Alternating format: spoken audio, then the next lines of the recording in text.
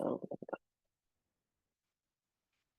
all right, so we're going to go ahead and get started with our meeting. And so far, seems like we've got representation from the East Coast today, New York, New Jersey, and Sharmi from Canada. But so we are not going to have an expert in the room for today, but we hope that we will have Sharmi talk about her project at our next meeting. So we look forward to that. And then just going to go right into our agenda that we had started. So the first one was with Sarah, just to let her have a quick moment to give us updates about the GICS Climate Justice Working Group, but she's not on. I don't think that she was going to be able to attend, so we will go ahead and table that. And then move right into our many op-ed and journalism projects, kind of categorized by target journals. So the first one would be JPS. And we have a couple of projects going with JPS. So the first one is the Perspectives paper. And for that one, we have 3 people kind of leading it: Colleen, Chris, and me. And Colleen has started the discussion about outlining like who was going to write which parts. So thank you very much for starting and getting our motors running on that. Yeah.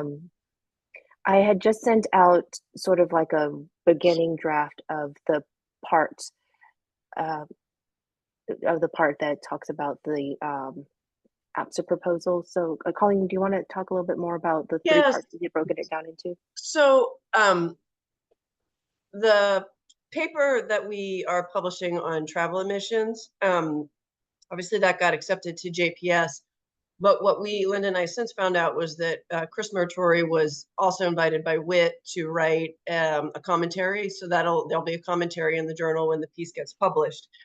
And as we've been talking about perspective pieces with this group, my initial thought was something that talks about a position statement, the HHS pledge, and then follow up on the travel piece. But now that the travel piece is already going to have sort of follow up at the time that it's published, I don't think we need to put that into the perspectives piece. And when Chris was writing the perspectives piece, he kind of wanted to expand on the need for caring for kids and a little bit of environmental justice, but it was really outside the scope of the travel paper and the commentary that goes with the travel paper. So what we were thinking is if we started off with a piece that's really kind of 3 sections, the first would be just an introduction with why we need to, well, an introductory paragraph, and then the first section would be, why is this climate change thing important, and tie in the environmental justice piece to it. Bring that now down to APSA should have its own position statement, recognize that climate change is real and that this impacts our patients and we're quote unquote saving lifetimes. And then the last paragraph would be making the case for we should sign on to the climate pledge as well. These are, the elements of the pledge. This is what's required. And then obviously a concluding paragraph to sum it up. So we started talking about it really amongst the 3 of us. And my thought was, I don't really know that, for those of you that were on the last AAP APSA call, it sounds like WIT has not been able to get Elsevier to publish like what the requirements of this perspectives piece are. So I don't know that there's really a published limitation to the number of authors.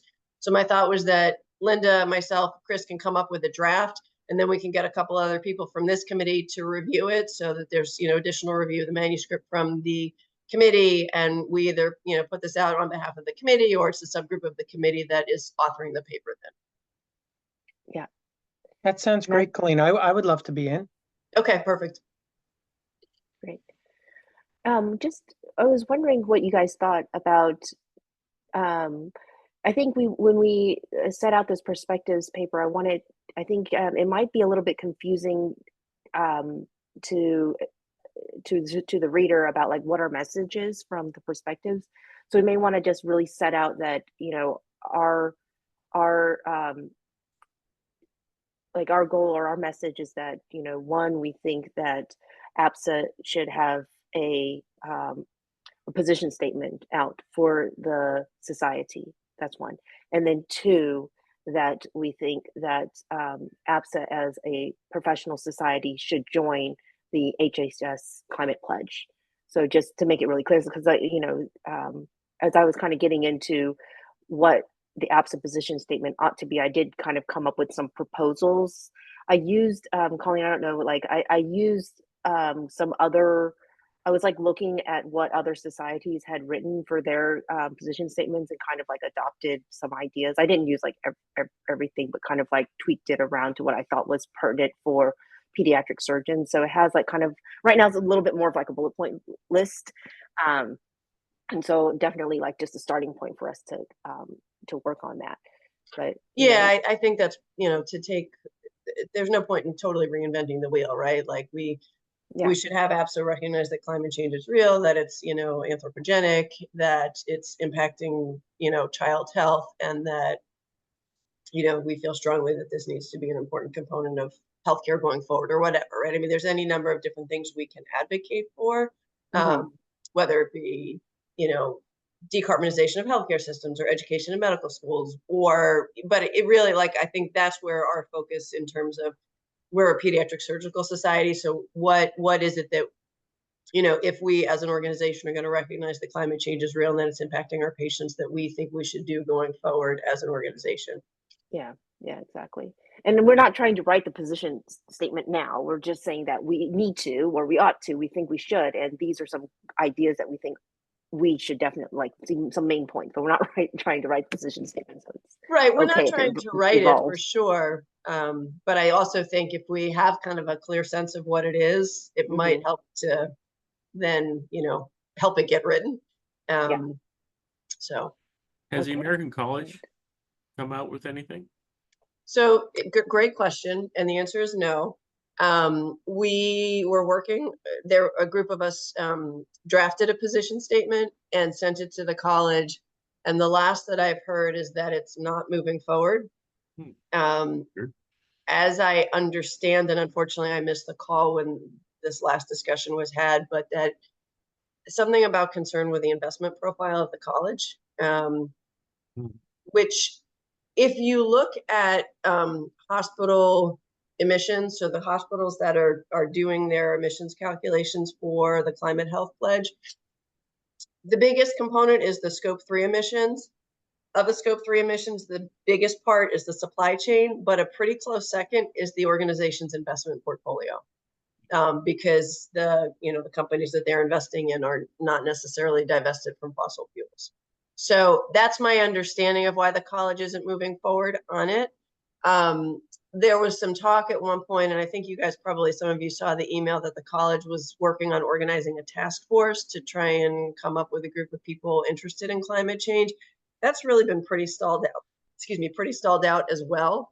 So I don't know if everything's kind of dead in the water or if we're just slow walking it. I'm not sure. I was, and I haven't done it yet, but my intent is to reach out to Patricia Turner as the executive lead for the college, at least to say, hey, can we work on the emissions from our meetings? Because we just published this in our pediatric society. The colorectal surgeons had published their paper. The American Thoracic Society was including, an offset. So at least we can maybe try and push the college to do something. And then maybe all these different inroads can potentially get them to move on things a little bit more. The other piece of it, I think the college just moves very slowly on stuff, is at least my understanding. The college's impact will be even larger than ours, I'm sure. They have a lot of world travelers. Yeah, and a lot more meetings, right? There's the quality meeting, there's the leadership meeting, there's the advocacy meeting, there's the clinical congress, and all the other ones that I don't even know are going on, right? The surgeons as educators, surgeons as leaders conference. Like, there's always something that the college has a meeting for. True.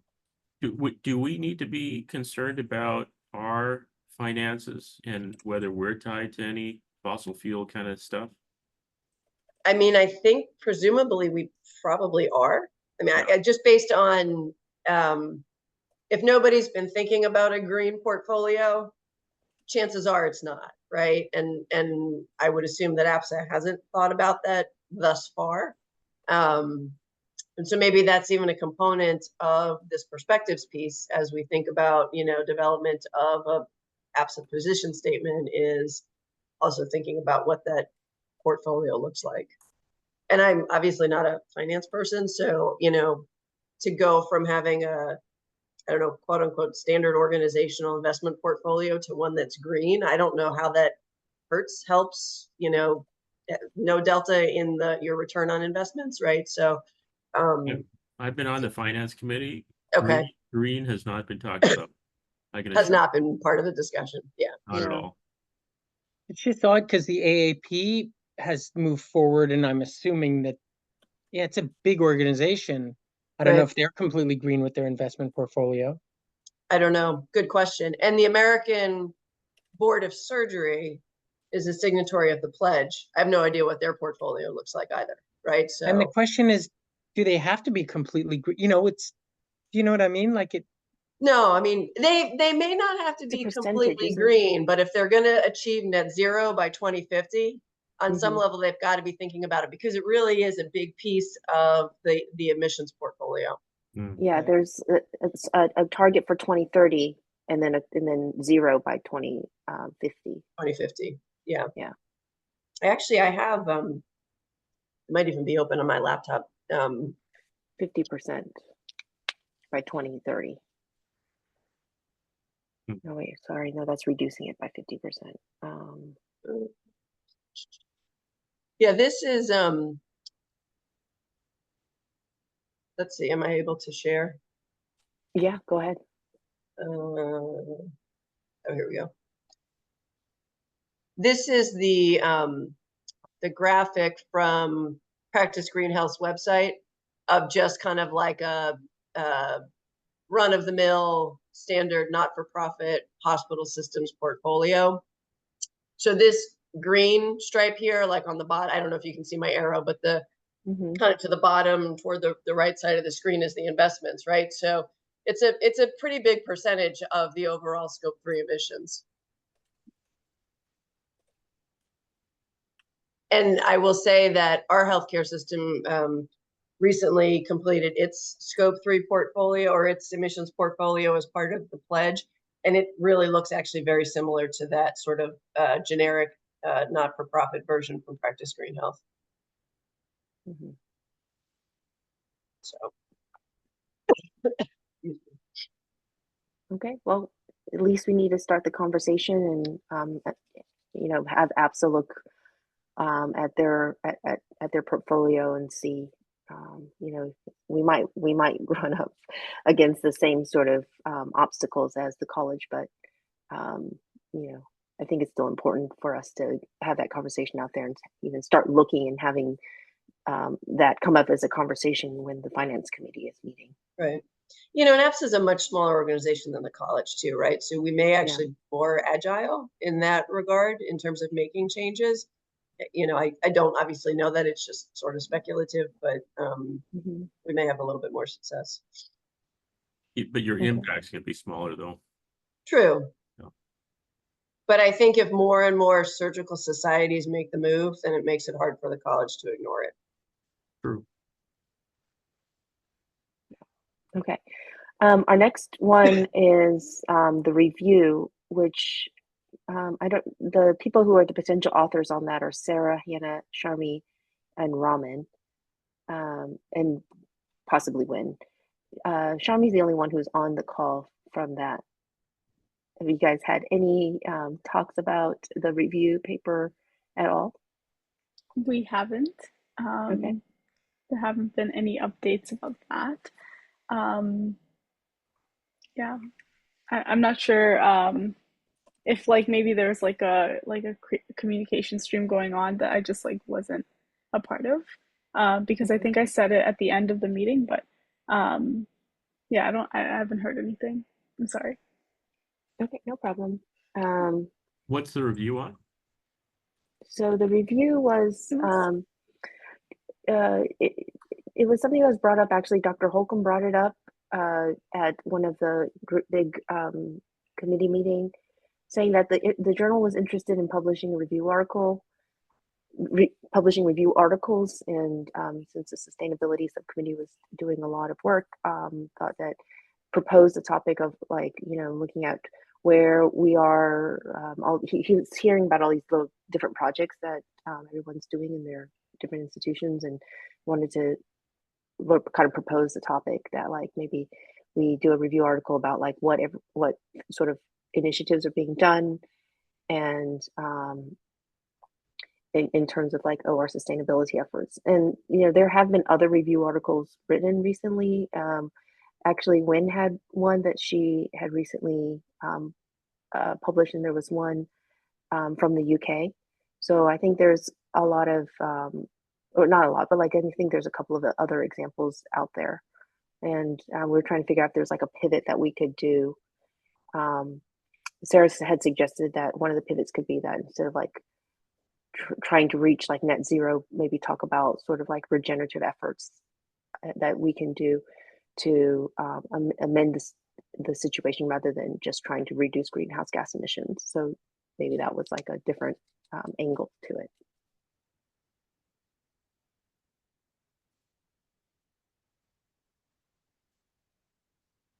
Okay, all right, that's okay. So we'll move on. Okay, so then the next item on the agenda was with Jordan, who is also not on right now. I think Jordan wasn't able to join us. He had the idea about submitting an article to Vox, and I don't know if I don't think he's done anything more about this. I'll touch base with him and have him report back, but he's on a number of different other subcommittees. I think he's quite spread thin. Okay, and then next one is the New York Times investigative reporting, and I know Charmaine and I have been like emailing back and forth about this a little bit. Any new ground? Yeah, so like everyone in the OR that would be kind of involved in this is on board, and we got approval from like HR and like marketing with Sick Kids. So we were trying to contact like Sarah at New York Times, but I don't think her email's working, and like through the website we also haven't received like anything back. So we're wondering if like there's maybe like another contact that anyone knows of that we could like potentially start like a correspondence with, because I don't think the website is maybe like active for Sarah. Yeah. So I this is can't an remember. op-ed, is that right? You're working on? Yeah, for an op-ed. Yep.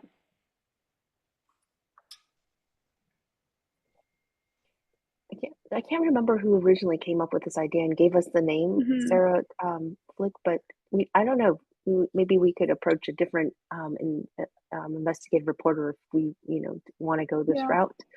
But I know Charmaine's like tried the email, had gone to the New York Times website, tried that, and then the reporter had her own like special website that she had set up too, and I guess that didn't work either. So we've tried multiple venues to try to reach her. Do you guys have any other leads or anything in New York? No, it's okay. What's yeah, I the guess. op-ed? What's the op-ed on? So it's on the project that I was talking about earlier, just seeing like the shift in sustainability at our hospital, and also like just kind of like I think like things that why it's like important to talk about sustainability in the OR, and just show like a project where we were able to implement like climate smart surgery, because I feel like it's But would important to this be on discuss those behalf? things. But would this be on behalf of APSA or personal? Individual. I'm not sure if we discussed like if we want it as from like the ASPA subcommittee, but I'm okay with either way. I don't know if like you have As any thoughts, as you Linda? guys, don't you think that would have to run through, leadership, executive leadership, just to make sure that that would be okay with them? I'm just wondering. If you're I gonna don't. if you're gonna write an op-ed where you're quoting APSA, you're gonna have to run that through the board. Yeah. Or if it says we have this is, a subcommittee or committee, I think so. Right. Yes, yeah. That The other makes thing sense. oh, go ahead. No, that makes sense because like doing it through Sick Kids, we also had to make sure that like HR and everyone was on board on that side. So I'm not sure if that's feasible from APSA. Well, I would say the board usually runs through things pretty quickly once it's been once you have a final product. So we bounce it around through the board and it gets looked at pretty quickly. Okay. Yeah. Well, so far we haven't even made contact, so. So the other thing I would just say is that like an op-ed in the Times is like the holy grail of op-eds. And we might want to maybe start a little smaller. And I know that that's like, I feel like I'm taking the wind out of everybody's sails. But as I understand it, you'll get the attention of the Times if you've been published elsewhere.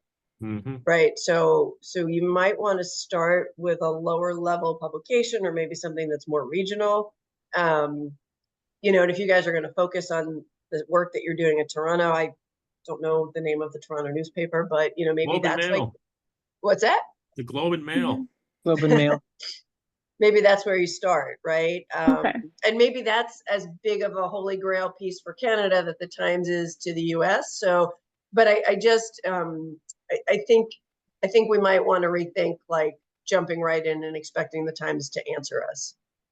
Right. Even the Globe and Mail is going to be hard to get into. It's a national paper, and that's going to be hard to get. I mean, the Toronto Star might be something to think about. Yeah, Toronto Star is a good place to start. Yeah. I think we also realized that going like directly through the New York Times or trying to reach this investigative reporter, it was almost like they expected the op-ed pretty much to have been written, right? It's kind of the impression we got.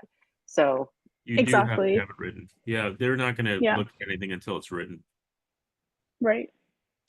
Okay. I mean, having some controversy is good as well. I mean, like, what's the burning question here? Like, if you're saying that we should improve the environment, I don't think that's, as controversial as Right. like it's not going to generate controversy. yeah, I think the way this idea came up was because of the sort of shock factor from Sarah's tech talk.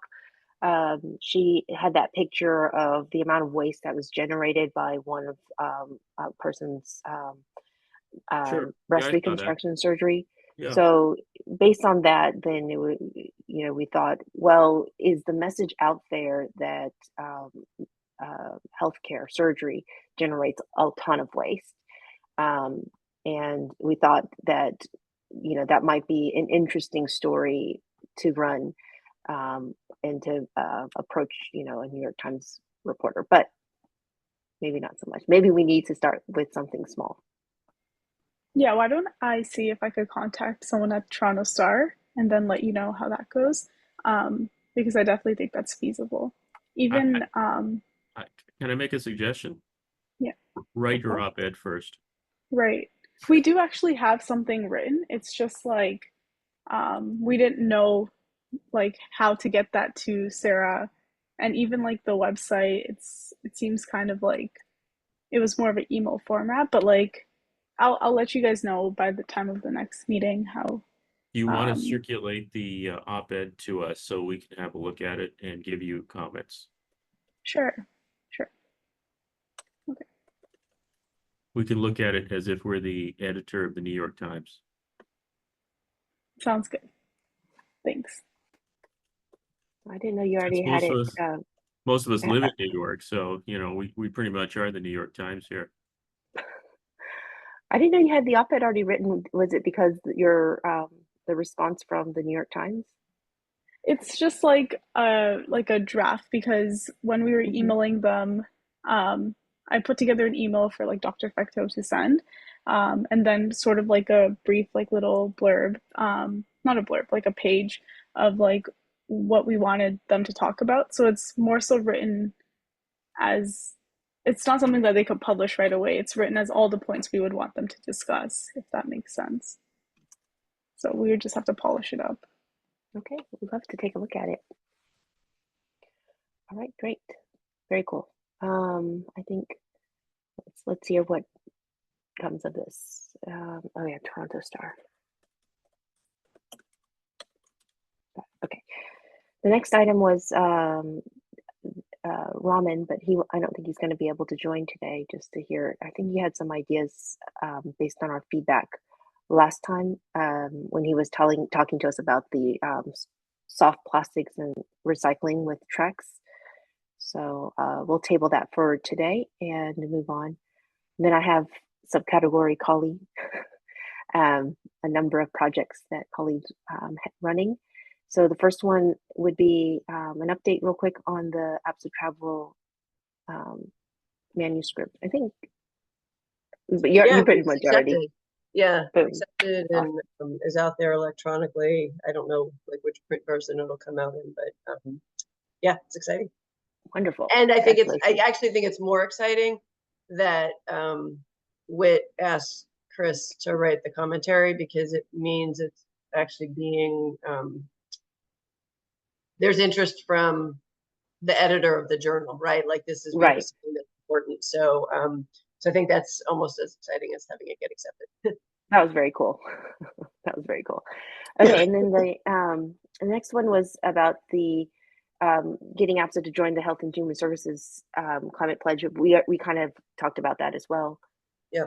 Was there anything more you wanted to mention? No, I mean, I think to be honest, I have and I would defer to Ken or Richard with your more experience involved with APSA, but like just the logistics of how do you say to APSA, hey, we should have a position statement, and who has to approve it, and like I don't even know where you start.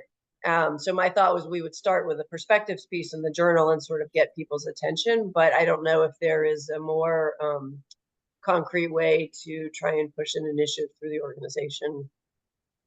So I would suggest writing the position statement and then letting Tom Tracy know that you're doing that, but have it almost written before you have it sent to him. The position statement will also be reviewed at the board, and the board will provide, some comments about it and determine whether the board wants to accept it as is or make changes. I'd be surprised if the board did not support it. Awesome. Okay, so we'll start working on a draft. Yeah, that's a great idea. Because in the past, I can tell you, having done it through when we were like doing gender stuff and other like abortion as well, that the key really is getting the stakeholders on, and it may be you may actually want to do finance. Like you may actually want to contact the finance committee if you're going to try to get a portfolio that focuses on kind of green energy and that kind of stuff. So you may have to look throughout APSA to see what other committees might need to be a part of this. I can tell you when we did the abortion one, I think we had like 5 committees on that. It was like completely crazy.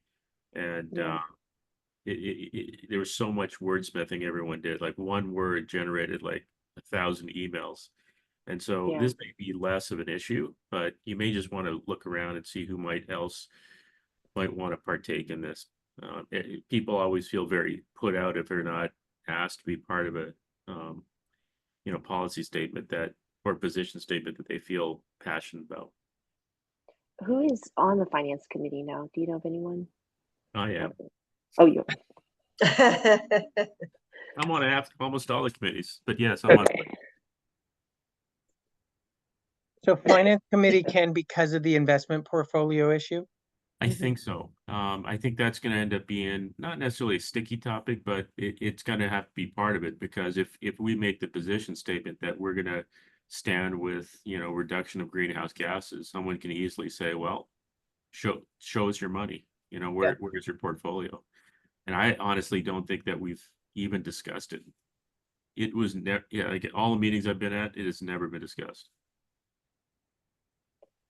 So one big part of the HHS pledge is about metrics, which I would suspect APSA does none of these metrics. So is there a group or board or whatever within APSA that would do that? You're talking about how you catalog greenhouse gases? Yeah, right. You have to be able to count it and then show reduction of it. So there are tools that are out there. I know our healthcare system hired Accenture. I don't necessarily know that we had to, but there are tools out there. Healthcare Without Harm has a tool. I don't know if there's, I don't know if Healthcare with Harm or Practice Green Health, like whose stamp of approval is on it, or maybe it's both of them. And there are, I think, one or two others that are out there. It's not rocket science. I know people are like, oh, this is scary engineering stuff. It's not. And so I honestly think that the five of us on this call right now could easily plug some numbers into one of the existing spreadsheets and spit out what our emissions are. Like, this is totally within our wheelhouse. So you think then in order to satisfy the requirements, the sustainability subcommittee would be the ones to keep track of those numbers? I mean, I think that's an option. I think ultimately the organization will need to decide what it wants to do.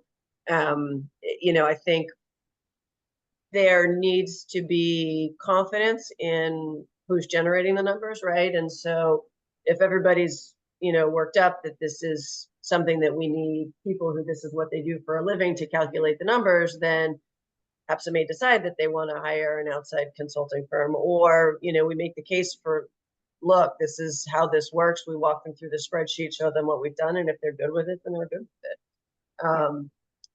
You know, what I was wondering is if like APSA has if this would like fall under like accounting, or if they have like a well, I also think, again, like I think it comes down to structure. And one of the components of the pledge is that the organization has to designate an executive level lead for sustainability, right? So presumably whoever that person is would be the one that would be responsible for the admissions, and whether they task that to a subcommittee, they hired an outside consultant, they did it themselves. Like I think, I don't know that we need to hammer that out. You know, certainly I think there are options of ways that it could be done that don't have to be costly. I guess I'm just wanting to make sure I'm not trying to hammer out the names in those either. Yeah. But just making sure that we have everybody at the table who needs to be at the table to do that discussion. Right. No, for sure. Kind of like what Ken's saying, like, you know, if they don't hear about it, they're not part of the discussion, they might get disgruntled. You may need to work with, I'm just kind of thinking outside the box. I mean, you may have to think about asking someone from program committee, mainly because what you're asking potentially is, like, if you're going to take the paper about traveling to the kind of a crazy extent and say, you know, we should eliminate in-person travel, because that would ultimately decrease how much greenhouse gases, and you know what it would take in order to make a truly virtual meeting, which also doesn't have zero greenhouse gases, but it would be less than what we have in person meetings. And so you know, if you're going to look at it, that may be part of it. I don't know. Yeah, I think that's a good I think that's an important committee to include. I don't know that can ever be brought up, right, Colleen? It's like people look for these meetings for many other things. Sure. Other than, but the idea of the truly virtual component, for someone who doesn't want to travel from California to Florida, for any reason, be it environmental or otherwise, that is a real thing, to have a real virtual chunk, if people wanted it. Yeah. Or also, I mean, if we wanted to go the route of mathematical modeling to figure out which was the least emissions generating location in the United States, and then decide that's where APSA is going to be every year. You guys might hate going to Lexington, Kentucky, but guess what? That's what we're doing. I mean, I'm just making that up. And Lexington, yeah, people have talked about that, right? Well, yeah. So I can tell you that the next meeting is Montreal, then Chicago. There are current discussions about, and they're looking at different places right now in order to identify for 27, I think. And so you could very easily say what's going to be the least hit on the environment, in Right. terms of location. And because right now there's no criteria by which they're selecting different location. They're going all over the place, but they're primarily looking at the West Coast. And so if you have an idea as to how you could identify the least impact, that could be part of the equation of Mhm. which place to go to. And that's the program committee. Well, it's Tom Tracy. Tom Tracy Oh, okay. is, and a handful of other individuals are trying to figure out which locations. This is not a secret. Places that they're looking at include Seattle, Las Vegas, somewhere in Southern California, Salt Lake City. I'm probably missing one or two, but those are kind of the cities they're looking at on the West Coast because it's scheduled to be on the West Coast in 27. So those are kind of cities that you're looking at. So if you could just take those four cities, Seattle, Las Vegas, I don't know which Southern California place, and Salt Lake City, you could say, okay, is there a way of figuring that out? I don't know. Mhm. Like which one would lead to the least greenhouse gas emissions? Is that what you mean? Yeah. Yeah, Connecting flights. maybe. Biggest hub. Like you look for the biggest hub, I guess. I mean, amongst those, I don't. Las Vegas probably is your best, I guess. More the most central, I suppose. I don't Mhm. know. I mean, Salt Lake City, interestingly, oh, go ahead, Richard. Salt Lake City, and it's a huge Delta hub. True. Yep. I ran the numbers from this year's meeting in Phoenix, and it's a higher emissions than it was even in Orlando. And Hmm. it's because the majority of the attendees are coming from like the middle of the country and east, right? So so the West Coast in general isn't great, but again, like does APSA have a policy that it has to move around the country, right? And then you get into equity issues and who can attend, who can't attend, who's it fair for, who's it not fair for. So Based on population, it should always be on the East Coast. yeah. I mean, I'm saying that's fair. I'm just saying, just purely distance-wise, it should be on the East Coast. Right. We'd also talked about carbon offsets at one point. Is that also program committee, or is that somebody else that we would need to talk to? I mean, that would be more of a board thing because they're gonna have to figure out what that would look like. Mhm. I don't think no committee aside from our own would be interested in trying to figure that out. Okay. All right. Yeah, I just want to make sure we would get the people at the table who need to be there. Okay. All right. That was so Colleen, I guess we can start from the outline that I had sent and Yeah. then Yep. go from there. That's pretty cool. All right. Then the next item on our agenda is the survey that you have going. Oh yeah, I met with Ami the other day.